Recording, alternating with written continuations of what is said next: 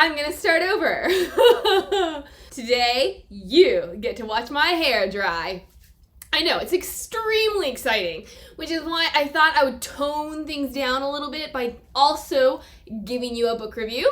Today is pretty special because I actually broke open my box set so that I could have a book for you. Book is Ruby Red by Kerstin Gier. I think it was initially in German, and so obviously this was translated, and the audiobook is narrated by a British woman, so I could be wrong in thinking that it was originally in German because it's an amazing audiobook, and probably by extension an amazing book, because I feel like an audiobook can either improve upon the written word or it can show us all of its flaws. Anywho, I think this was my second read of this trilogy, the first of which, Ruby Red, Sapphire Blue, Emerald Green. I loved it. It's been a really long time since I've done a second read through. I have done a lot of reviews on first read throughs. I've done quite a few reviews on a multiple read through, but I think this is the first one I've done that has been a second read through, and it's been a couple years. And so what I loved about it is that it was almost like the first time. There are obviously things that I knew were gonna happen, but there was a whole lot that I had no clue where we were going next.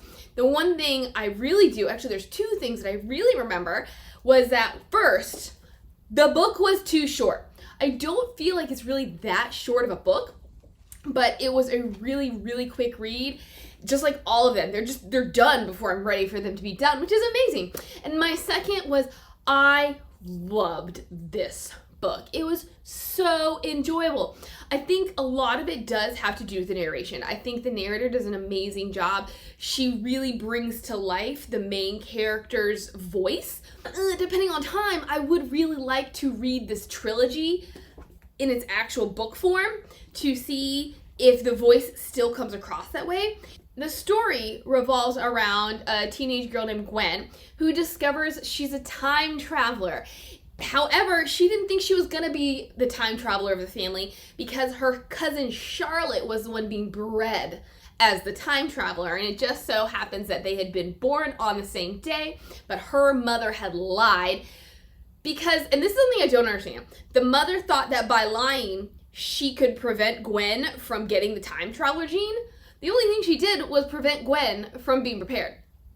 In any case, Gwen is really unprepared for this burden, and Charlotte's not a likable character, and I don't know how much of that is because of her natural inclinations or because as someone who was brought up thinking that at age 16 her time traveler gene was going to manifest, that she was just better than everyone else because of all the training and preparations that she had for when she would be the time traveler. But Gwen's voice is so young and fresh, very naive in certain ways, very, in a good way, juvenile. Unlike Charlotte, who comes across as haughty, Gwen is just fun-loving. She has a sense of humor about things. She's sarcastic. Maybe that's why I like her so much, is because I see so much of myself in her. But Ruby Red was as fun of a read this time through as I remember it being last time through. I will say, though, that I am now on the third book. I'm now on Emerald Green. After this second read through, I do wonder if Ruby Red could have been more, because when it ended, honestly, it punches me in the face every single time because I'm not sitting there watching the time tick down. It's not with a book where you know the pages. So it punches me in the face because I'm like, oh, I didn't see that coming. And part of it is because I didn't see it coming. Like, I didn't feel I got in the build-up to the midpoint. And then I had no clue that I was at the climax. That's what I'm saying, is that I'm like, what was actually achieved in Ruby Red? More of the plot. We open up and we know this is supposed to happen. We know that they're just waiting for Charlotte to disappear, and then to reappear, and then she can begin her journey as the time traveler. Well, obviously, Gwen is the one who is the time traveler. So the deal is with the time travelers, there's 12 I cannot speak. I'm going too fast. There are going to be 12 time travelers in all. The women are all from one line, the men are all from another. Gwen is the 12th time traveler. The 11th time traveler is a guy named Gideon, and he's a couple years older. He's real hot, okay? But he also has this kind of like a Charlotte-like attitude complex where he thinks he's better than other people, and I think some of it has to do with this training because they never know. I mean, that's not quite true. I was going to say they never know where they're going to end up in time, but really the only time that it will surprise them is when they first time travel because they don't know when that's going to happen, and until they are read into this machine called a chronograph, their time travel cannot be controlled. But what then happens is once they're read into the chronograph, which means basically get their blood put into it, the chronograph can dictate, like they can set time and place where they want to go, because I guess the time travelers have to elapse for a certain amount of time every day so that they don't just randomly travel in time. So, sorry, I got off track. So the whole deal is Charlotte and Gideon have been brought up, being educated about the past, so that no matter where they end up in time, they are prepared for that era. So yeah, he has this air of smugness about him. So, of course, Gwen automatically thinks he's gorgeous, but they don't necessarily get along. And then what Gwen is told, so I'm really trying to get through plots without deviating, and I'm so bad at it. So Gwen is told right off the bat, look, what we have to do, there is a secret with this chronograph, and what we need is to get blood from every single time traveler in this chronograph so that the secret can be unlocked. There was another chronograph where we basically had already started the process, but your cousin and her boyfriend, who were both they were 9 and 10, they stole the chronograph, so now we have to start all over. So Gideon had begun this process. However, there are some people who refuse to give their blood. So now that's what we need you to do. We also need you to meet Count Saint-Germain, he's not the original time traveler, but he is this head figure who, how do I describe him? For one, he discovered how to use the chronograph. For two, he's kind of the one who's clued everybody into the mysteries of time travel. He may or may not have created a sorcerer's stone. Hello, Harry Potter. There's just a lot that he was responsible for in the enlightening or the enlightenment of time traveling. So she has to meet him. Why? I don't know, except that he's the godfather of time travel. But we get the sense that something's not right with him either. But my problem here is Gwen, they all blame her faults on her. It's not her fault. She didn't know she could have the time travel gene. It's her mother. I'm not blaming the mother. The mother, for some insane reason, thought that by lying about Gwen's birth date, it would prevent her from manifesting the gene, which chronologically, biologically, impossible. But anyways, so yeah, it's the mother. I guess, yes, the mother trying to save her daughter from heartache, especially if Charlotte was the one who had the time travel gene. So, yeah, of course, then it would have worked out. Obviously, it didn't work out that way. But Gwen is the one being blamed for her miseducation, and Charlotte and then Charlotte's mother, they have a god complex. Like, they think they're so much better than everybody else, and especially now that Gwen is the time traveler, they're looking down their noses at her and being like, oh, I can't believe you know how to dance or how to speak or how to wear clothes or how to do this and that. I'm like, not her fault. Those are kind of little issues that I have where I guess my problem, it's not a writing problem, it's a story problem in that it's really cliche. Yes, it makes for great tension, And this book is from 2009, 2010, 2011, something like that. So I think the rules of writing have changed, or we've gotten enough of certain plot lines that now it's annoying, whereas maybe it wasn't so annoying then. In any case, I'm over the whole, I'm gonna judge you for something you have no control over. You know, I mean, I'm still trying to remember what exactly we learn about Charlotte by the end of the series, because there's got to be something else going on with her. I don't believe, and like you shouldn't believe, like no villain should just be straight up bad. So I'm trying to figure out what maybe could be going on behind the scenes with Charlotte, that she is so mean to Gwen, or to everybody in general. But in any case, the plot of Ruby Red, we are going to continue with that. Gideon and Gwen continue to do some time traveling. They meet Count Saint-Germain. I can't pronounce it. I think it's written like Count Saint-Germain, but that's not how it's pronounced. So my tongue is having trouble. And I think, please pardon me if this is wrong, it could be part of Sapphire Blue, but I think this is, yes, where she meets Count Saint-Germain, and he has been rumored to be able to read minds. So she is just doing whatever she can to keep her mind off anything important. However, there is a moment where I guess she does something, she says something that he doesn't like because it's counter to the plan or how she's supposed to behave. And he's from a time period where women were not people. Ergo, she cannot have an opinion of her own. She cannot say or do something that goes against what the man says.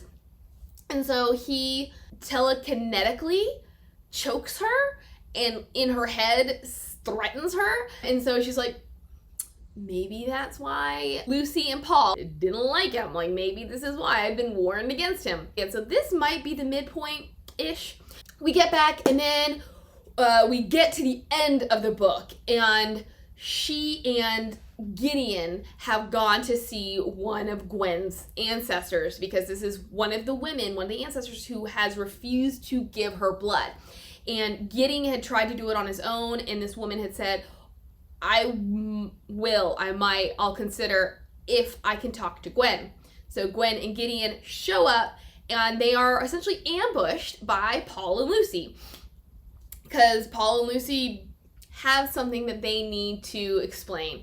Gideon will not give them the chance, and he has brought a gun, and he threatens Lucy's life, and then he and Gwen escape, but not before Lucy tells Gwen that she needs to talk to their grandfather about the Green Rider. So the book ends with Gwen and Gideon arriving back at a certain location, and then he kisses her.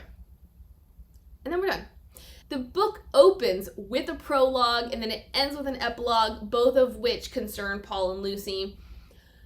And considering that each book does the same thing, I will let it pass.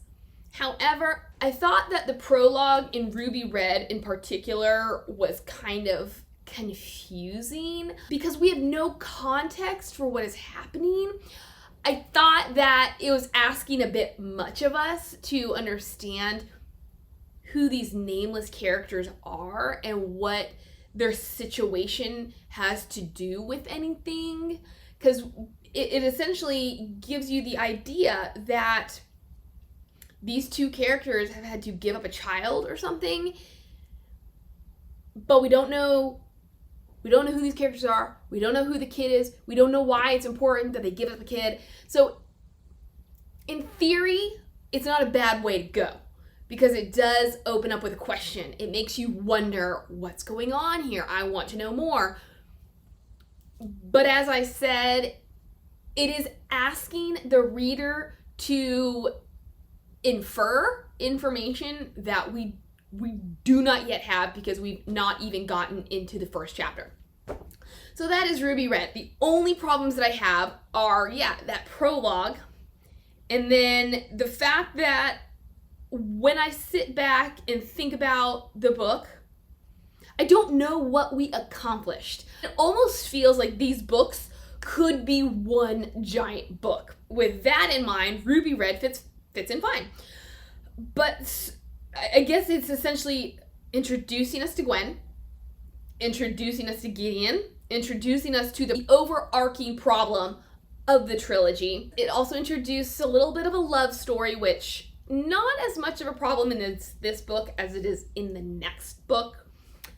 But I'm not going to get that far ahead of myself because I love to spoil, but I spoil a little bit at a time, or at least I try to only spoil a little bit at a time. But Gwen, there's no real growth for her in this book. There's no real growth for Gideon in this book.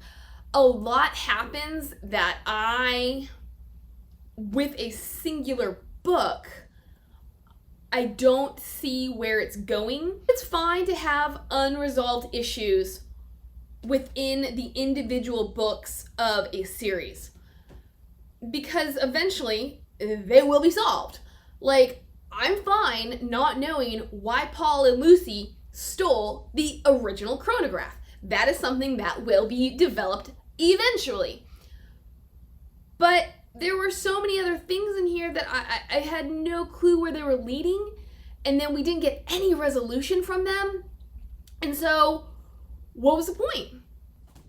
Love this book, guys. I really do. I recommend reading it. But as I said, I couldn't figure out where my midpoint was. I couldn't figure out what my plot points were. I couldn't really figure out my pinch points. I didn't know when we were going in our climax.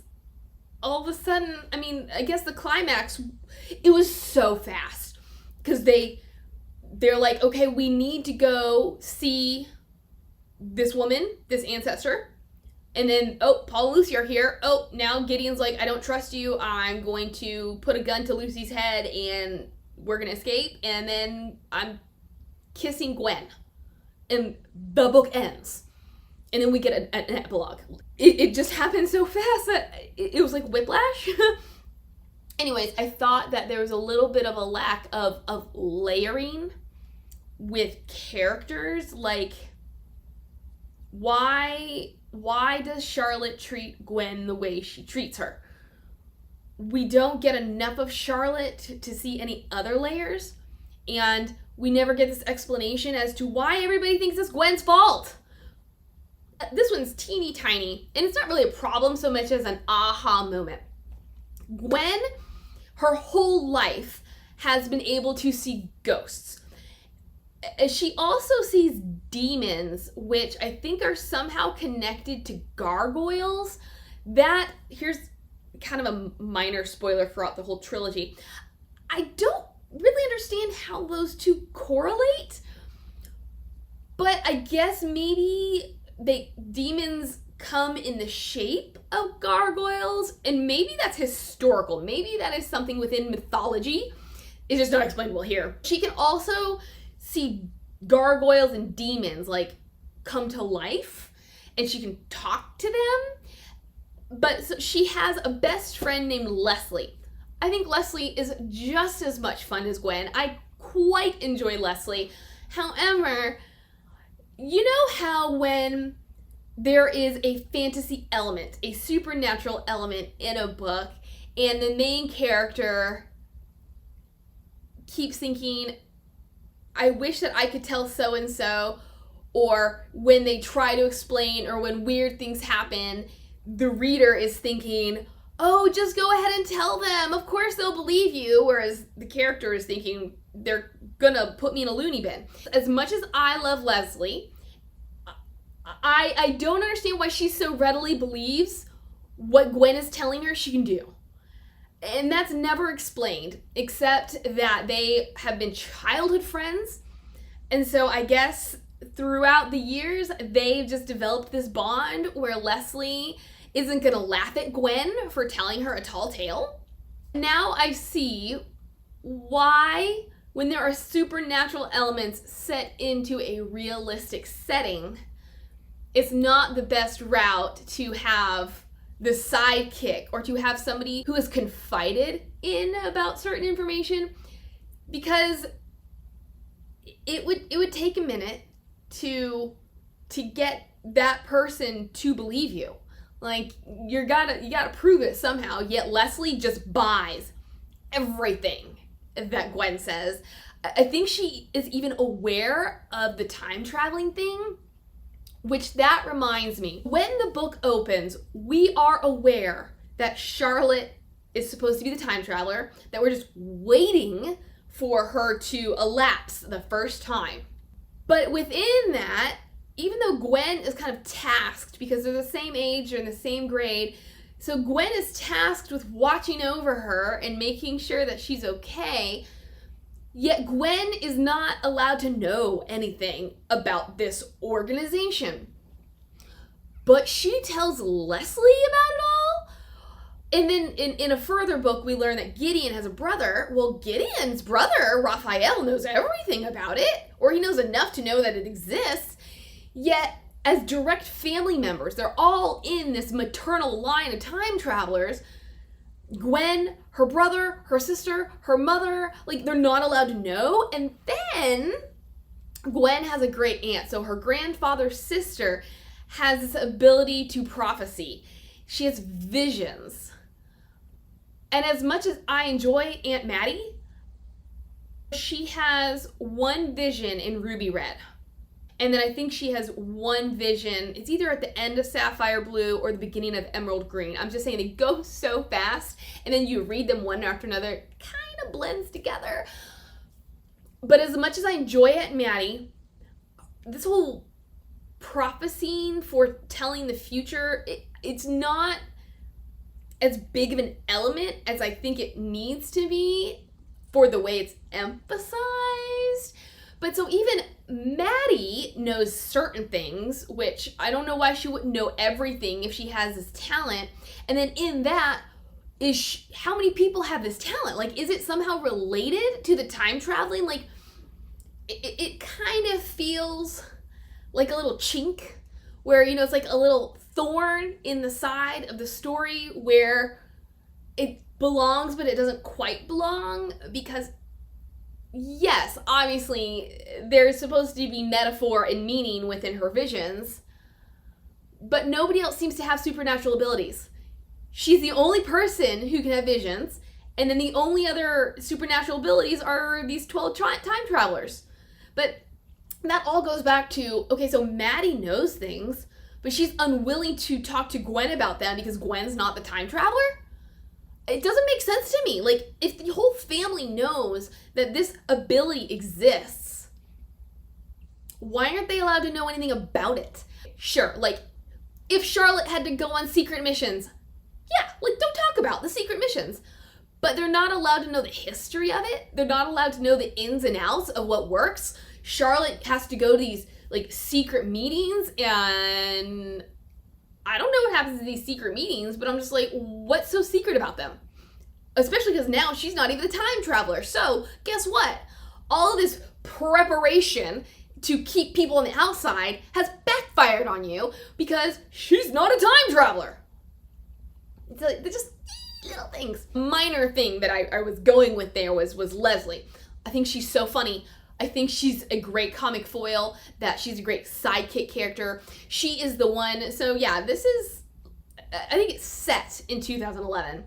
There were iPhones at this time, and yes, there was internet at the time, but it is not like what we know now. And so Gwen does have a cell phone, but it's not a smartphone. And so Leslie is the character who Gwen's like, all right, so these are the things I don't understand.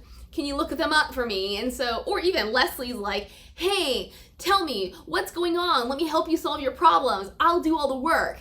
So yeah, so she's the information guru. She's the person who kind of continues the story forward because Gwen, I think this book takes place in 3 days, which is really impressive.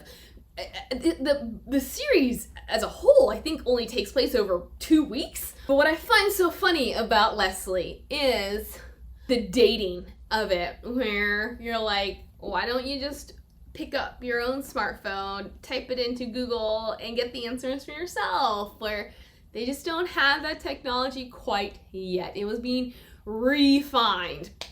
I think Gwen actually has a flip phone, which warms my heart because it takes me back to my youth. But anywho, yeah, I enjoy Leslie, but her willingness to just believe is a little suspect. Although I will give Gier credit when elapses, I think it's like the second time, she goes back in time and she doesn't know how to tell anybody. I think she does tell Leslie. So then the second time that she goes back in time, sorry, the Roomba went off and I thought someone broke into my house. Whew. So the second time that she went back in time, she was at school, and there are symptoms, like you feel nauseous, your stomach hurts, blah, blah, blah. So Leslie was taking her to the bathroom, and so she travels back in time right in front of Leslie's face. So pretty sure that would make anybody believe if you saw your best friend dematerialize. But yeah, I thought Leslie could have used a bit more development, even though she wasn't a bad character. Gideon, my problems with Gideon really don't start until the next book. And so for here, I'm fine with him. I love that he is this guy that she can't help but be attracted to, even though she shouldn't be attracted to him. And we don't really know what his feelings are, because he obviously thinks she's a moron when we first start. But then she proves to him that she's not a silly girl. Sure, she spends a lot of time watching movies. She's not focused on 17th century history, but she has a lot of balls. After the first time that they meet with the Count, the thing is, with time traveling, you dematerialize and rematerialize in the location from where you started in whatever time period you were. So if I'm here right now and I can time travel, I will time travel back to, I don't know, whatever this spot is 30 years previously. Or if I move over there while I'm 30 years previously, that's where I will rematerialize. And so they're trying to go back to the place where they're supposed to rematerialize in the present. And the coachman is taking them the long way around, like, but we don't have time for this. So it just so happens that they get ambushed. Like, it was all a plot to kill Gideon and or Gwen. Gideon is outnumbered. Gwen picks up a sword and she runs a guy through with it and she saves Gideon. These things that not only help us to get to know Gwen and see a better side of Gwen, but it also helps Gideon see those same things. So yeah, she might not be as uppity as Charlotte, but she's not all bad. I think the most intriguing part of the novel is obviously the mystery behind why Lucy and Paul would take the chronograph. I'm okay because, as I said, it will get solved eventually. So I'm actually okay that we don't get a whole lot of that. It is the overarching plot, and it is what drives everything forward, because if they hadn't done what they did, then all of the time travelers' blood would be in the chronograph, and whatever the secret is would be revealed. Maybe it would have been nice to have a couple little more tidbits of them in there. But this is a YA book. It's perfect for the genre. It is one that I would tell anybody to read. Again, I've never actually read it myself. It is on my bucket list to see what the voice is like in my own head, to see if it's as successful. But if you want to listen to the audiobook, please do. I found 2 of the audiobooks through my library, and then I had to buy the third. I think I found the second and the third one. And then, yeah, obviously the first one I had to buy myself. And we all know I don't have a problem with reading things out of order, but this one, you kind of do need to read them in order, so I'm glad that I did. So that's Ruby Red. I hope that I did a good job. I will see you soon for Emerald Green, and my hair is still not dry, but that's what a hairdryer is for. I just didn't feel like doing it before I did my review. Bye!